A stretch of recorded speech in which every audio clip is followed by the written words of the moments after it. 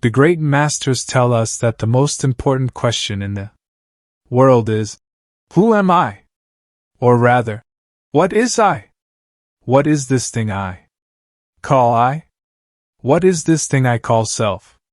You mean you understood everything else in the world and you didn't understand this?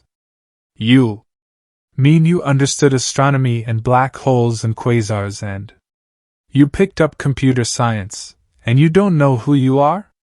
My, you are still asleep. You are a sleeping scientist. You mean you understood what Jesus Christ is and you don't know who you are?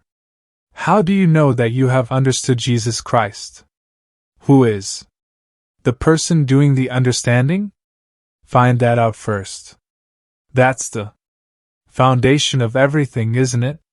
It's because we haven't understood this that we've got all these stupid religious people involved in all these stupid religious wars, Muslims fighting against Jews, Protestants fighting Catholics, and all the rest of that rubbish. They don't know who they are, because if they did, there wouldn't be wars. Like the little girl who says to a little boy, "Are you a Presbyterian?" And he says, "No, we belong to another abomination." But what I'd like to stress right now is self-observation. You are listening to me, but are you picking up any other sounds besides the sound of my voice as you listen to me? Are you aware of your reactions as you listen to me? If you aren't, you're going to be brainwashed. Or else you are going to be influenced by forces within you of which you have no awareness at all. And even if you're aware of how you react to me, are you simultaneously aware of where your reaction is coming from? Maybe you are not listening to me at all. Maybe your daddy is listening to me. Do you think that's possible? Of course it is. Again and again in my therapy groups I come across people who aren't there at all. Their daddy is there, their mommy is there, but they're not there. They never were there.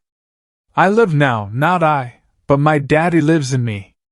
Well, that's absolutely, literally true. I could take you apart piece by piece and ask, now this sentence, does it come from daddy, mommy, grandma, grandpa, whom? Who's living in you? It's pretty horrifying when you come to know that. You think you are free, but there probably isn't a gesture, a thought, an emotion, an attitude, a belief in you that isn't coming from someone else. Isn't that horrible? And you don't know it. Talk about a mechanical life that was stamped into you. You feel pretty strongly about certain things, and you think it is you who are feeling strongly about them, but are you really? It's going to take a lot of awareness for you to understand that perhaps this thing you call I is simply a conglomeration of your past experiences, of your conditioning and programming. That's painful. In fact, when you're beginning to awaken, you experience a great deal of pain. It's painful to see your illusions being shattered. Everything that you thought you had built up crumbles, and that's painful. That's what repentance is all about. That's what waking up is all about. So how about taking a minute, right where you're sitting now, to be aware, even as I talk, of what you're feeling in your body, and what's going on in your mind, and what your emotional state is like. How about being aware of the blackboard, if your eyes are open, and the color of these walls and the material they're made of? How about being aware of my face, and the reaction you have to this face of mine? Because you have a reaction whether you're aware of it or not. And it probably isn't your reaction, but one you were conditioned to have. And how about being aware of some of the things I just said, although that wouldn't be awareness, because that's just memory now. Be aware of your presence in this room. Say to yourself, I'm in This room. It's as if you were outside yourself looking at yourself. Notice a slightly different feeling than if you were looking at things in the room. Later we'll ask, who is this person who is doing the looking?